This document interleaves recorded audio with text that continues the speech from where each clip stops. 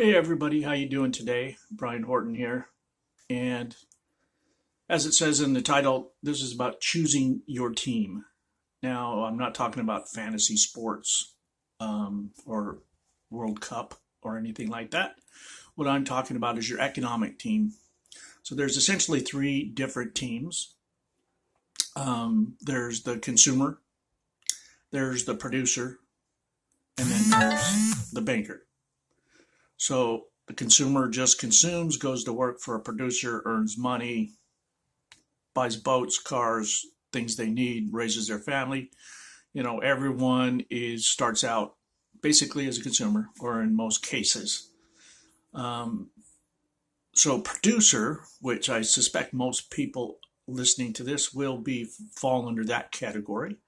They're also consumers, but more importantly, they produce goods and services to serve consumers. And they they get tax breaks for doing that. So consumers pay the bulk of the taxes. Um, well, not in actual dollars, but percentage wise. If you're just a consumer, then you consume and you pay taxes. If you're a producer, you produce, you get tax advantages because the government um, basically uses the carrot and the stick. So when they want a certain activity to occur, they incentivize producers to create products, services through tax breaks. So then that creates more consumers and pays more taxes so that they can do the public works that they want to do. I won't speak to the things that the waste that is in government, but that's another story for another time. But then there's the third team, which some people play in and others don't have anything to do with it. And that would be the banker. So the banker, they fund both the consumer and their purchases, as well as a producer and their purchases. They're good for raw materials, the different things that they need. So bankers make money. They borrow money, first off, from other banks, the Federal Reserve, the government, um, and consumers and producers alike. And they do that by being a deposit bank. So they take that little bit they give you right now. What are they giving you? Less than 1% for your savings, but then they turn around and lend it out for whatever, 10, 20, 10, 18%, whatever it is, whatever the going rate is, depending on what you need the money for. Um, you can still get a mortgage for what, right? 5, 6%, something like that. So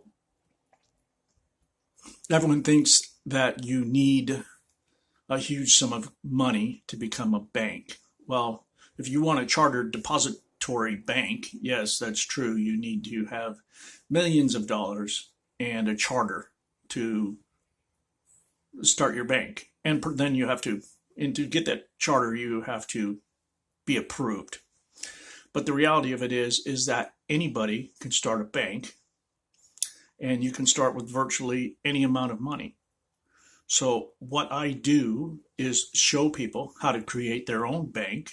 You can use it for your own personal purchases, your own family's purchases, um, or you can lend it out to others, and you can get a far greater return than putting your money into um, into a bank, a CD, or gambling on Wall Street, stocks, bonds, and mutual funds.